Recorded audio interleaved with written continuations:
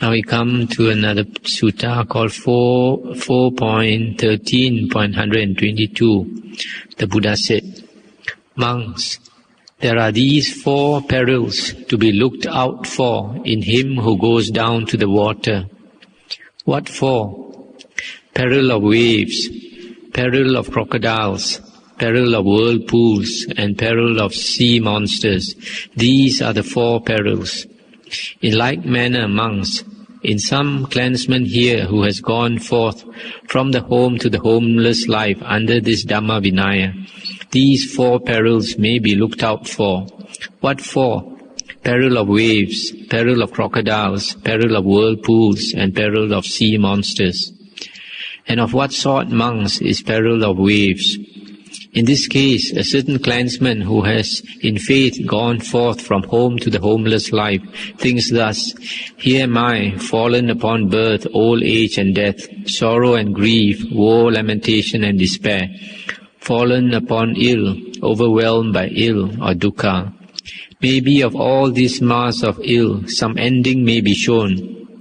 To such a one who has thus gone forth, his fellows in the holy life preach and admonish him, saying, Thus should you retreat, thus should you advance, thus should you look forward and backward, bend or unbend, thus should you bear outer robe and bowl and inner robe. Then it occurs to him, I who before lived at home was accustomed to preach to and admonish others. Yet these people, who to my thinking are no more than sons or grandsons, these people think that I am one to be preached to and admonished. Thus he, angered and offended, abandons the training and turns back to the low life. This one, monks, is called a monk who abandons the training and turns back to the low life, scared by the peril of waves. Peril of the waves, monks, is a term for wrath and resentment. This is called peril of waves. I'll stop here for a while just to comment. Here, this generally refers to old people who enter the monkhood. They find it quite difficult to be told by younger monks what to do and what not to do. In the monkhood, seniority depends on the number of years the monk has been ordained, taken the higher ordination. So the earliest age a monk can take the higher ordination is about 20. So perhaps by the time he has 10 vasas, 10 rains retreat, a monk could be about 30 years old. And then in comes an old man at 60 years, for example, and then he's told off by a 30-year-old monk and he feels pretty annoyed. So sometimes the old man can't stand this and then he disrobes. So this is referring to people who enter monkhood in their old age. It's quite difficult for people to enter monkhood in their old age to adjust to the monkhood. And the Buddha continued, and of what sort, monks, is peril of crocodiles? In this case, a certain clansman has in faith gone forth from the home to the homeless life. He thinks thus, here am I, fallen upon birth, old age and death, etc. Maybe of all this mass of ill, some ending may be shown. To such a one who has thus gone forth, his fellows in the holy life preach and admonish him thus, you should eat this, not that. You should swallow this, not that. You should taste this, not that. You should drink this, not that. You should eat, swallow, taste and drink what is fitting, not what is unfitting. You should eat, swallow, taste and drink at the proper time, not at the improper time. Then he thinks thus, I who before lived at home used to eat, swallow, taste and drink just what I liked, and refused to eat, swallow, taste and drink what I did not like.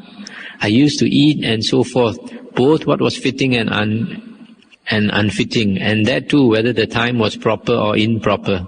But now, when believing householders offer me choice food, both hard and soft, at an improper time, I think they are putting a bridle on my mouth. Thus he abandons the training and turns back to the low life.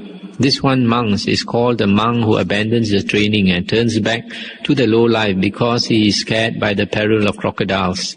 Peril of crocodiles, monks, is a term for gluttony. This is called peril of crocodiles. I stop here for a while.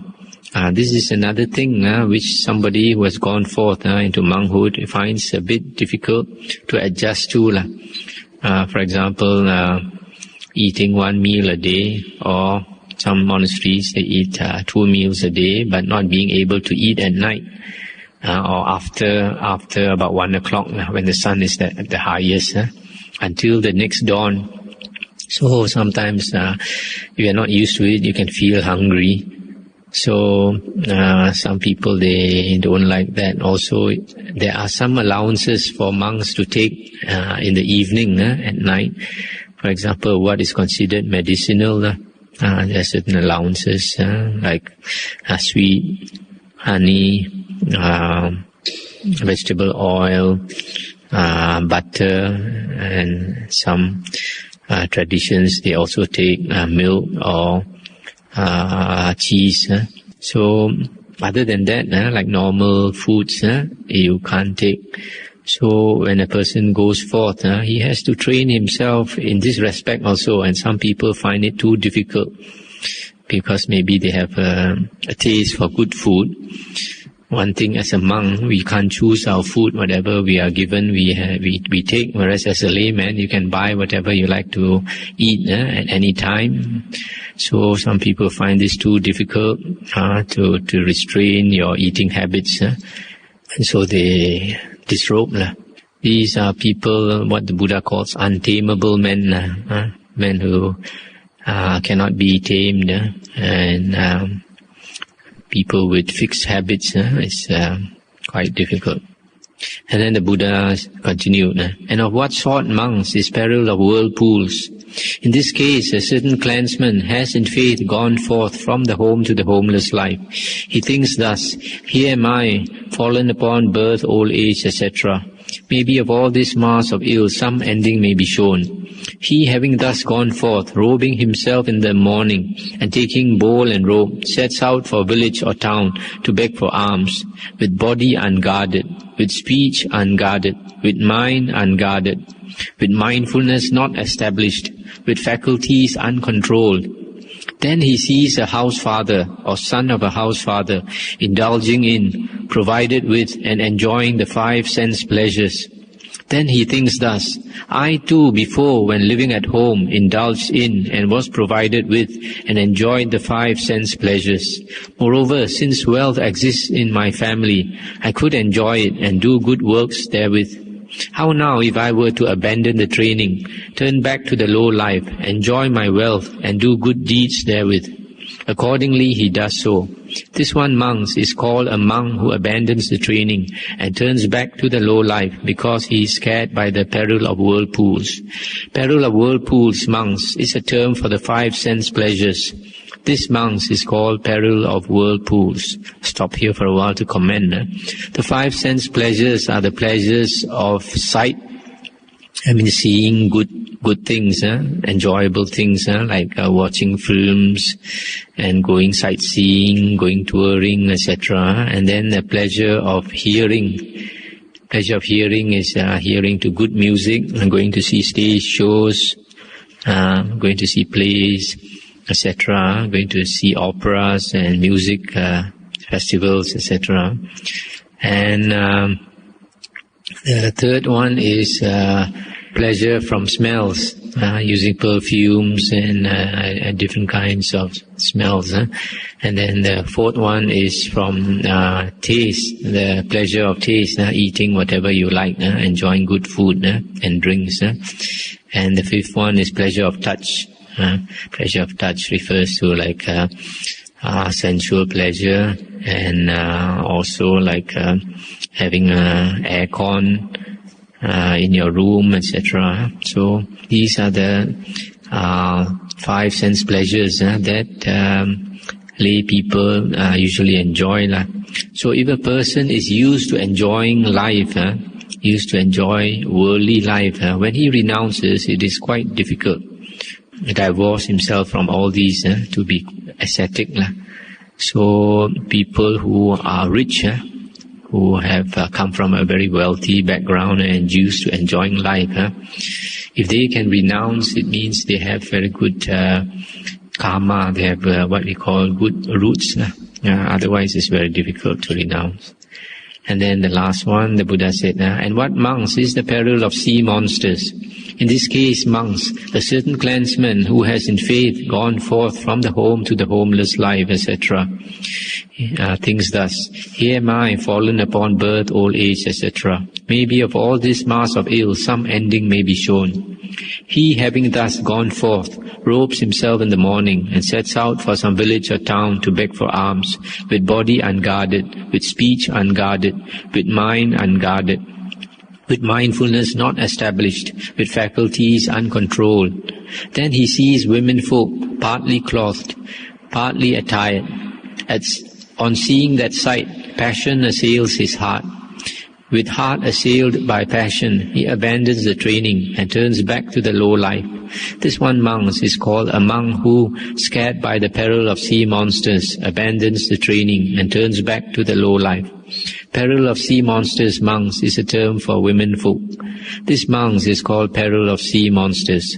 So these monks are the 4 perils to be looked out for in some clansman here, who has rightly gone forth from home to the homeless life under this Dhamma Vinaya. That's the end of the sutta. So this last one refers to a monk who has no mindfulness. He's scattered, his mind is scattered, and he has no mindfulness of body, speech or mind. And so, because he does not guard his sense doors, when he goes out to town, he sees women, people of the opposite sex, and then all the desires come back and trouble his mind. There are some monks, after being a monk for many years, you find they are very troubled because all these things trouble them. So after some time they can't stand it, they have to disrobe. So this is especially difficult for people with strong sensual desires. There are some people with strong sensual desires, and they find it very difficult to overcome, especially when they see the opposite sex.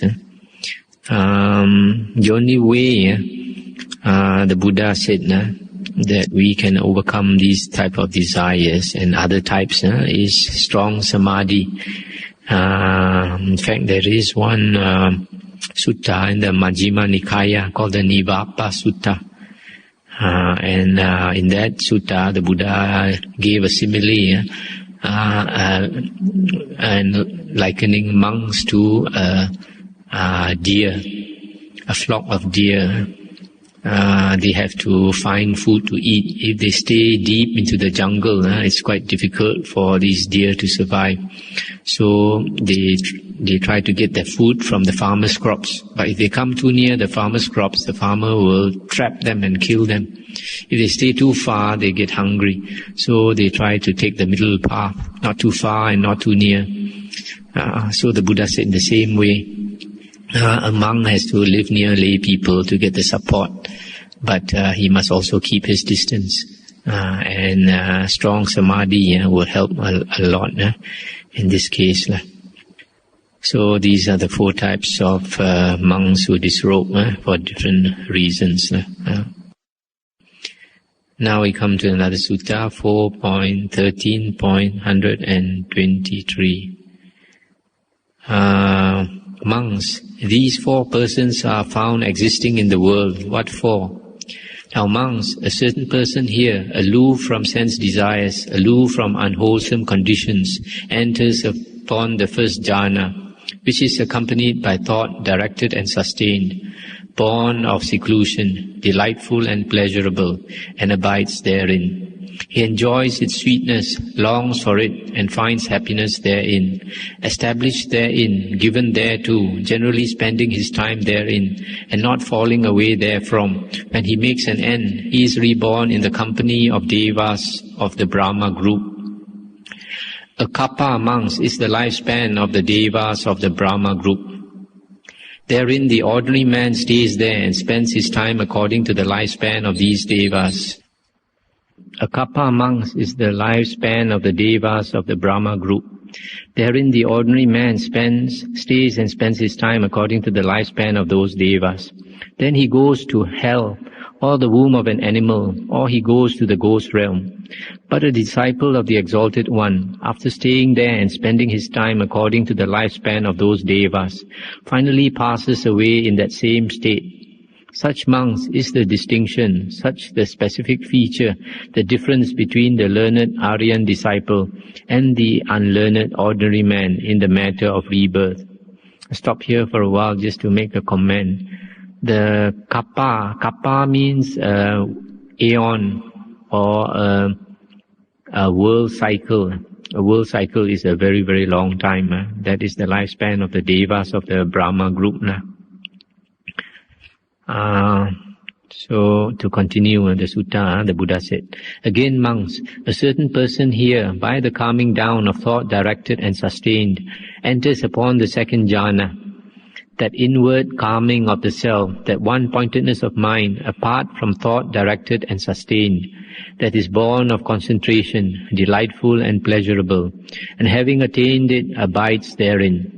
He enjoys its sweetness, longs for it, and finds happiness therein. Established therein, given thereto, generally spending his time therein, and not falling away therefrom. When he makes an end, he is reborn in the company of the radiant devas. Now monks, the lifespan of those devas is 2 kappas. Therein the ordinary man stays and spends his time according to the lifespan of those devas. Then he goes to the woeful plains, to hell, to the womb of an animal, or he goes to the ghost realm. But a disciple of the Exalted One, after staying there and spending his time according to the lifespan of those devas, finally passes away in that same state. Such monks is the distinction, such the specific feature, the difference between the learned Aryan disciple and the unlearned ordinary man in the matter of rebirth.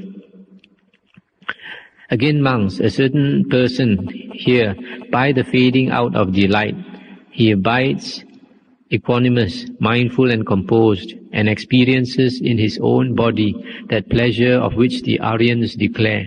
He who is equanimous and mindful dwells happily. Thus he attains and abides in the third jhana. He enjoys its sweetness, longs for it, and finds happiness therein, established therein, etc., etc. When he makes an end, he is reborn in the company of the ever-radiant devas. Now monks, the lifespan of those devas is 4 kappas. Therein the ordinary man stays. Then he goes to hell, to the womb of an animal, to the ghost realm. But a disciple of the Exalted One, after staying there and spending his time according to the lifespan of those devas, finally passes away in that same state. Such is the distinction, such the specific feature, the difference between the learned Aryan disciple and the unlearned ordinary man in the matter of rebirth. Once more monks, a certain person here, by abandoning both pleasure and discomfort, by the ending of both happiness and unhappiness felt before, he attains the 4th jhana, a state of neither pleasure nor discomfort, an utter purity of mindfulness and equanimity, and having attained it, abides therein. He enjoys its sweetness, longs for it, and finds happiness therein. Established therein, and etc. When he makes an end, he is reborn in the company of the Vihapala Devas. Now monks, the lifespan of the Vihapala Devas is 500 kappas. Therein the ordinary man stays and spends his time according to the lifespan of those Devas. Then he goes to hell, or the womb of an animal, or he goes to the ghost realm. But a disciple of the Exalted One, after staying there and spending his lifetime according to his time according to the lifespan of those devas, finally passes away in that same state. Such monks is the distinction, such the specific feature, the difference between the learned Aryan disciple and the unlearned ordinary man in the matter of rebirth. These then monks are the 4 persons found existing in the world. That's the end of the sutta. Here the Buddha is talking about the disciple of the Buddha and an external ascetic, if they cultivate jhana and then they constantly abide in jhana and enjoy it, then when they pass away, they are reborn in the jhana planes, the different jhana planes. Now, after they pass away, the external ascetic, because he has no knowledge of the Dhamma, he will fall into the woeful planes one day. Whereas the learned disciple of the Buddha, he will pass away from that realm, and he won't fall into the woeful planes. Disciple of the Buddha, by understanding the teachings of the Buddha, and especially with the attainment of jhana, the mind is very clear. He can see and understand the Dhamma much more easily. Then because of his understanding of the Dhamma, he will never fall into the woeful planes again. So this is the difference between a person who understands Dhamma and a person who does not understand jhana. So in this case, if you understand jhana, then jhanic bliss is not a danger. It's not a danger for someone who understands jhana. Another thing you want to notice here in this sutta is that the woeful planes mentioned here are only three. Always in the suttas, we only find three woeful planes: hell, animal realm, and the ghost realm. Whereas in the later books, like the Abhidhamma and the Mahayana books, they mention four woeful planes. They include the asuras. Whereas in our Theravada suttas, the asuras are a kind of deva. This you can get confirmation in the Digha Nikaya. The other thing we notice here is the Brahma Devas, their lifespan is 1 kappa, 1 world cycle. The radiant Devas, 2 kappa, etc. But the commentaries to the Abhidhamma, they give it as 1 asankheya kappa and 2 asankheya kappa, etc., which is a contradiction with the Abhidhamma and also a contradiction with the sutta here. That's why we have to be careful with commentarial books. Now we come to another sutta, 4.13.124. The Buddha said, "Monks, these four persons are found existing in the world. What for? Now monks, a certain person here, aloof from sense desires, etc., enters upon the first jhana, and having attained it, abides therein. There, whatsoever conditions arise by way of form, feeling, perception, volition, consciousness, those conditions he comes to regard as impermanent, as ill, as a disease, as a barb, as pain, ill health, alien, transitory, as empty and not the self. When body breaks up after death, he is reborn in the company of the devas of the pure abodes. Monks, this rebirth is not partaken of by ordinary men. Then again, monks, a certain person here, by the calming down of thought directed as sustained, etc., attains to and abides in the second jhana, the third jhana, the fourth jhana. There, whatsoever conditions arise by way of form, feeling, perception, volition, consciousness, he regards them as impermanent, etc., as empty, not the self. When body breaks up, he is reborn in the company of the devas of the pure abodes. Monks, this rebirth is not partaken of by ordinary men. So these four persons are found existing in the world." Here you can find, it says, Anagami is a non-returner. He, after he passes away, he is reborn in the pure abodes, Suddhavasa abodes. And this sutta says, ordinary men cannot go there. Only Anagami are reborn there. And the Buddha said in one of the suttas that in the long round of rebirths, he has been to almost all the places of rebirth, all the different types of beings he has been to. He has been, except the pure abodes. That's one place he has not been to, because if he had been born there, he would not have come back. So here you see, to be Anagami, to attain Anagami, you have to attain the jhanas. It's mentioned here. He attains the jhanas, then he sees that the 5 khandhas Form, feeling, perception, volition, and consciousness, the 5 khandhas, things, these 5 things that we associate with the self, he sees them as impermanent, as dukkha, as not self, as empty, etc. So you have to have the jhanas to be able to see this very clearly and to attain anagamin. Now the next sutta we come to is 4.14.138. The Buddha said, "Monks, these 4 persons are found in the world. What for? The subdued in body but not in mind, the unsubdued in body but subdued in mind, he who is subdued in neither body nor mind, he who is subdued in both body and mind. And how, monks, is a person subdued in body but not in mind? In this case, a certain person makes his bed and lodging in the lonely glades and solitude of a forest, but meanwhile thinks sensual thoughts, malicious thoughts, and harmful thoughts. Thus, monks, a person is subdued in body but not in mind. And how is a person unsubdued in body but subdued in mind? In this case, a certain person makes not his bed and lodging in the forest, yet meanwhile he thinks unworldly thoughts, thoughts not malicious, not harmful. Thus is a person unsubdued in body but subdued in mind. And how is a person subdued neither in body nor in mind? In this case, a certain person makes not his bed and lodging in the forest, yet meanwhile he thinks sensual thoughts, malicious thoughts, and harmful thoughts. And how is a person subdued both in body and in mind? In this case, a certain person makes his bed and lodging in the lonely glades and solitude of a forest, and at the same time thinks unworldly thoughts, thoughts not malicious, not harmful. Thus is a person subdued both in body and in mind. So these 4 persons are found existing in the world. And this sutta is about viveka. Viveka means seclusion. And there are 2 types of seclusion: body seclusion, kaya viveka, and seclusion of the mind, chitta viveka. And kaya viveka is a person who is secluded in the body. That means he goes in, he isolates himself from other people, and he goes to the forest. But the first case is the person who has body seclusion, but he has no seclusion of the mind.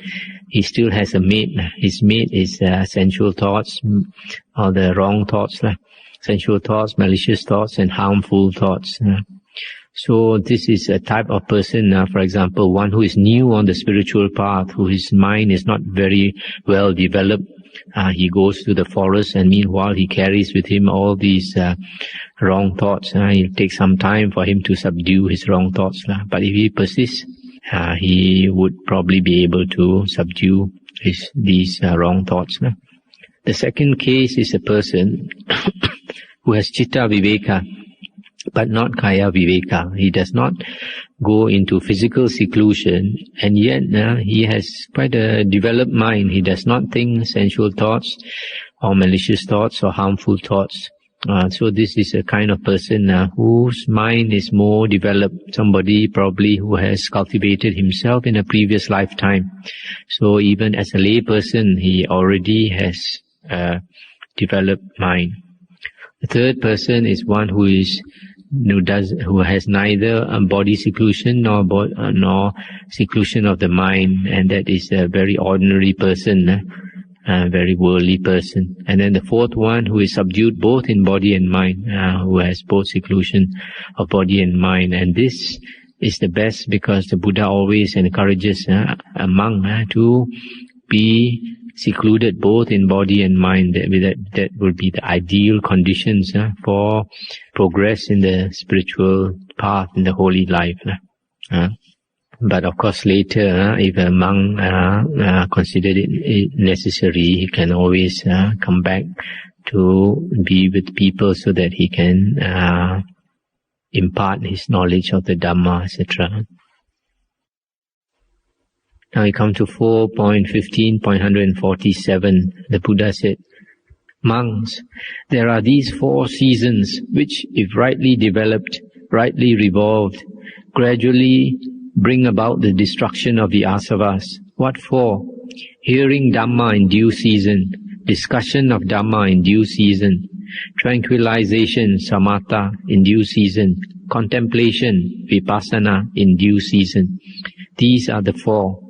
Just as monks on a hilltop, when the sky deva rains thick drops, that water pouring down according to the slope of the ground fills up the clefts, chasms and gullies of the hillside. When these are filled, they fill the pools. When these are filled, they fill the lakes. When these are filled, they fill the rivulets. When these are filled up the great rivers. The great rivers being filled, fill the sea, the ocean. Just so, monks, these four seasons, if rightly developed, rightly revolved, gradually bring about the destruction of the asavas. So these four things are quite important in the spiritual path. First one is hearing Dhamma. In the Mangala Sutta, this is mentioned, Dhamma Savanang, hearing Dhamma, listening to the Dhamma like you are doing now. The second one is discussion of Dhamma. Discussion of Dhamma, sometimes to clear our doubts, we discuss Dhamma. We shouldn't be afraid to discuss Dhamma, and we should never get angry in discussing Dhamma. And the third one is samatha, tranquilization of the mind. Fourth one is vipassana, contemplation. So you see, in the suttas, the Buddha always mentioned these two as necessary conditions, not one by itself. Samatha and vipassana, these are the two things that we do in meditation. These are the two possible things that we can do in meditation. So this is one of the suttas that confirms that samatha and vipassana both are necessary and not just one. Now we come to another sutta, 4.16.157. The Buddha said, monks, there are these two diseases. What two? Disease of body and disease of mind. Monks, there are to be seen beings who can admit freedom from suffering from bodily disease for 1 year, for 2 years, for 3, 4, 5, 10, 20, 30, 40, 50 years, who can admit freedom from bodily disease for even 100 years. But monks, those beings are hard to find in the world who can admit freedom from mental disease, even for 1 moment, save only those in whom the asavas are destroyed. I'll just stop here to comment. Here the Buddha is saying you can have bodily health, you can be very healthy in the body, but mentally, most of us, we are sick in the mind all the time, practically all the time. And this sutta is saying that only the Arahant, one who has destroyed the asavas, only the Arahant is sane. We are all in a way insane, tiga suku or something like that. As they say, one screw loose. So it's very important for us to cultivate our mind. After all, the body, however much you take care of the body, finally it'll be ungrateful to you. It'll break down and it'll give you a lot of pain. But the mind, if we cultivate our mind, can bring us a lot of happiness. The Buddha said that an uncultivated mind is a source of great suffering, great sorrow. Whereas a cultivated mind brings you a lot of bliss, a lot of joy, a lot of happiness. And not only that, you can bring that with us into our next birth, in our next rebirth, in our next life. Then the Buddha continued, monks, there are these 4 diseases of one who has gone forth from the worldly life. What for? Here, monks, we may have a greedy one, full of vexation, discontented with this or that supply of robe and alms food, lodging, seed, medicines and requisites for sickness. He being greedy, full of vexation, discontented, conceives an evil longing for consideration, for gain, honours and fame. He rouses himself, exerts himself, makes an effort to get these things. Of set purpose he visits families. Of set purpose he takes a seat. Of set purpose he speaks Dhamma. Of set purpose he restrains the calls of nature. These monks are the 4 diseases of him who has gone forth. Therefore, monks, thus must you train yourselves. We will not become greedy, full of vexation, discontented with this or that supply of robe and alms food, lodging, seat, medicines, and requisites for sickness. We will not conceive an evil longing for consideration, for gain, for honors and fame. We will not rouse ourselves, exert ourselves, make an effort to get these things. We will become enduring of cold, hunger, thirst, contact of flies and mosquitoes, of wind and rain and creeping things. We will become bearers of abusive, pain-causing ways of speech. We will submit to painful bodily feelings, grievous, sharp, racking, distracting and discomforting, that drain the life away. Thus, monks, must you train yourselves. So here, in the last part, the Buddha is saying that monks should not be full of greed and discontented. And if a monk is full of greed and wants a name and fame, wants a lot of offerings, etc., then it's a disease. So the Buddha taught his disciples generally to go to seclusion and practice, at least for the Buddha encouraged his monks to practice for 10 years before they are allowed to take disciples. It is in the Vinaya rules, a monk is not allowed to take any disciple until he has completed 10 years as a monk after the higher ordination. Then he has 10 years of experience and practice behind him. Then only he can take disciples. There's a great danger in the veneration and offerings that a monk receives, and it's quite easy for a monk to go astray. The only protection is meditation, samadhi, to keep the mind strong. Otherwise, it is quite easy to go astray for a monk.